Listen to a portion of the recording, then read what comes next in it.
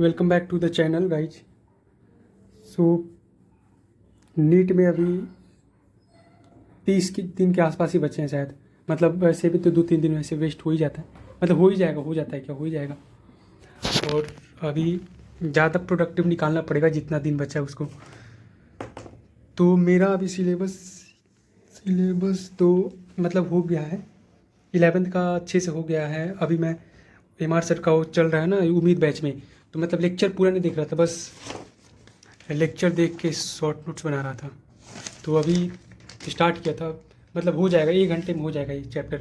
उसके बाद से फ्लूइड वाले का उसको भी मतलब 1-1.5 घंटे में कर लूँगा अच्छे से। मतलब पता है क्या कर रहा हूँ मैं, उन पहले से ही पढ़ा हुआ है चैप्टर, तो मैं बस जो टॉपिक पढ़ा रहे हैं ना, जो मतलब जो मेजर टॉपिक है जो लगता है मैं भूल जाऊँगा, वही बस लिख रहा हूँ, बाकी चैप्टर याद है। तो क्वेश्चन मतलब ऐसे बस देख लेता हूँ स्किप करके कि बन जाता है कि नहीं, अगर मतलब इसमें सॉल्व करते हैं एक बार, अगर बन जाए तो ठीक है, नहीं तो फिर सॉल्यूशन देख लेता हूँ। मतलब ऐसे मेरा चैप्टर जल्दी रेडी हो जा रहा है। तो पहले का पढ़ा हुआ है, मतलब पहले नहीं, अभी पिछला जो FTS दिया था उसी में पढ़ा था, तो अभी ज़्यादा भूला नहीं हूँ, तो इसीलिए सोचा कि फिर अभी करा रहे हैं सर तो रिवीजन कर लेता हूँ, क्या दिक्कत है।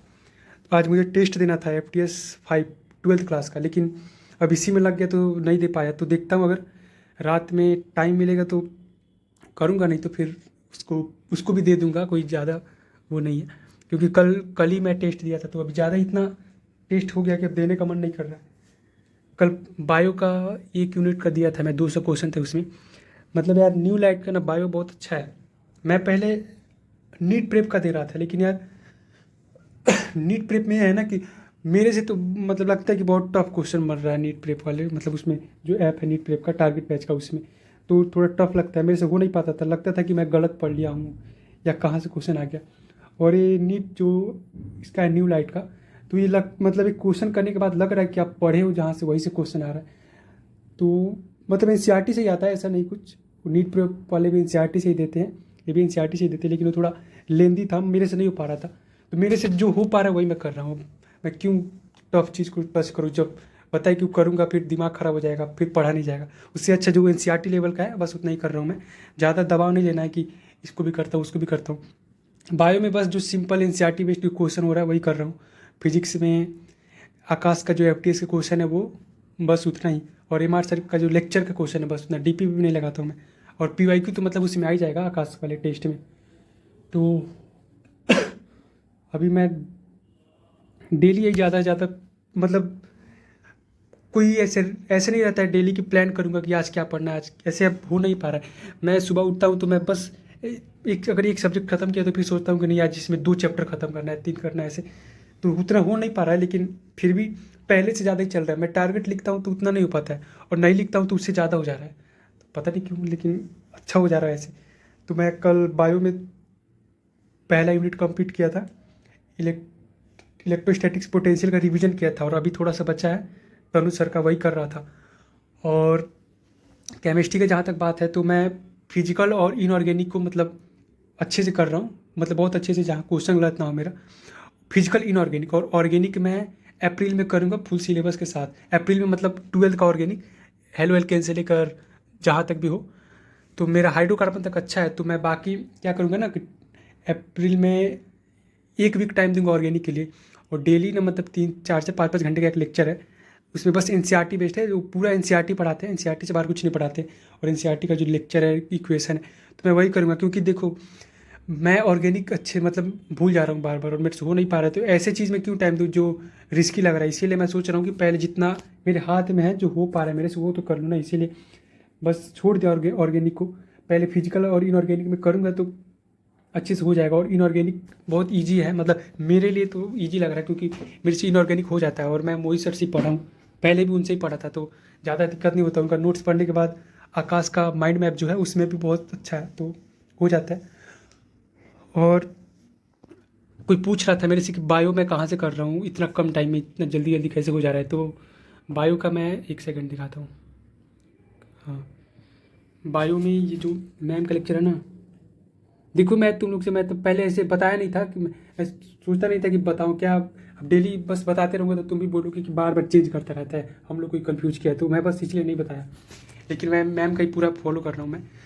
2 से 3 घंटे में NCERT पूरा अच्छे से कवर हो जाता है। और आकाश का मतलब आकाश के जितने क्वेश्चन है टेस्ट में पूरा टच हो जाएगा। ऐसा नहीं कि आपको पता नहीं चलेगा कि कहाँ से क्वेश्चन बन गया, कहीं बाहर से तो नहीं है। मैम जो भी पढ़ाई है पूरा अच्छे से पढ़ाई है। तो ये बॉटनी का और जूलॉजी का तो मेरा इनका ही यकीन वाले चैनल पे जो है एनसीईआरटी का उनसे कर रहा हूँ बस। मतलब पूरा बायो मैं मैम से ही कर रहा हूँ। ऐसे रीजन नहीं है कुछ बदलने का, लेकिन बस मैं चाहता था कि कम टाइम में जो अच्छा थोड़ा पढ़ा दे। विपिन सर का भी देखा, लेकिन यार वो उनका मुझे समझ नहीं आ रहा था। वो साइड में छोटा हो कितना लिखते हैं वो पता ही नहीं चल रहा था कि कैसे देखना है। तो उसमें मतलब समझ नहीं आ रहा था क्या करूँ इसके लिए, इसलिए मैं मैम को चूज़ कर लिया। पूरा इनसे पढ़ता हूँ मैं। विपिन सर अच्छा पढ़ाते हैं, लेकिन वो पता नहीं क्यों मुझे बहुत लेंदी लगता है लेक्चर उनका। लेक्चर देखना मतलब लगता है कि छोड़िए यार क्या बताऊँ इसका। बस अपना जहाँ से पढ़ना है पढ़ो। मैं बस ऐसे बता रहा हूँ, तुम लोग को अच्छा लगे तो करना है। मतलब अच्छा क्या लगेगा भाई, इसमें कोई कुछ देखना थोड़ी है। बस इसमें देखो एनसीईआरटी पे जो कौन अच्छा पढ़ाया है, और मैम का लेक्चर बहुत अच्छा है। कोई अगर किसी एक चैप्टर का देख लो, मैं बता रहा हूँ, तो जेनेटिक्स का ही देख लो, नहीं तो इकोलॉजी का पूरा लेक्चर देख लो। मतलब 8-9 घंटे में पूरा इकोलॉजी कंप्लीट करा देंगे, वो भी अच्छे से एनसीईआरटी बेस्ड। कुछ छूटेगा भी नहीं, क्वेश्चन भी सारा बन जाएगा। अब यूट्यूब पे बहुत ज़्यादा सीरीज चल रहा है, तो उसमें यार बहुत ज़्यादा टॉपिक स्किप भी कर देते हैं, बहुत ज़्यादा। मैं 1-2-3 देखा हूँ, नाम नहीं बताऊँगा। तो उसमें मैं देखा तो बहुत ज़्यादा टॉपिक स्किप किया है। ह्यूमन हेल्थ एंड डिजीज़ में भी बहुत ज़्यादा टॉपिक स्किप किए हैं। मैं पढ़ रहा था, इसलिए मैं सोचा कि जो पूरा पढ़ा है उनसे ही पढ़ो, थोड़ा टाइम ही जाए लेकिन। और मैम का लेक्चर ज़्यादा ड्यूरेशन का नहीं है, 1 घंटे का, 2 घंटे का, ऐसे 2.5 घंटे का है बस। तो यही है बस। और अभी जो भी मतलब चैप्टर पढ़ो ना, उसका शॉर्ट नोट्स बना लो अपना, अपने से लिख के। मतलब मैं तो अभी 8-9 चैप्टर का बनाया हूँ अपने से। ऐसा नहीं कि आकाश का माइंड मैप है या एमआर सर का शॉर्ट नोट्स, ऐसा कुछ नहीं। मैं अपने से लिख के बनाया हूँ, जो मैं एक बार ही देखता हूँ तो पूरा याद हो जाता है। तो मैं ऐसे ही कर रहा हूँ। तो बस अपडेट इतना ही है। और एफटीएस देना था यार 12th का पार्ट वाइज टेस्ट, तो वो भी दे नहीं पाया मैं। तो उसको भी दूंगा। अब आज अगर नहीं दूंगा तो, अगर आज टाइम मिलेगा तो दूंगा, नहीं तो फिर अगर कल कल दूंगा। मतलब यार अब इतना ज़रूरी थोड़ी है, एक टेस्ट अब दिया ना तो फिर डेली क्या देना है टेस्ट। अब लगातार 12th का देता रहूँगा तो 12th का तो मेरा बच्चा भी है ना बैकलॉग में, तो उसको भी करना है ना। तो कल मैं दिया था 200 क्वेश्चन का एफटीएस बोल रहा हूँ, यूबीटी उसका, न्यू लाइट का। तो आज मैं सोचा हूँ आज मैं इवोल्यूशन करूँगा अच्छे से पूरा एनसीईआरटी। उसके बाद ये फ्लूइड वाला चैप्टर का शॉर्ट नोट्स बनाना है। उसके बाद से उसके बाद से क्या करना है, और उसके बाद से केमिकल बॉन्डिंग का नोट्स पढ़ना है। केमिकल बॉन्डिंग का नोट्स पढ़ना है। और कल का मेरा टारगेट है, कल का है कि एफटीएस 5 जो है 12th का पार्ट वाइज।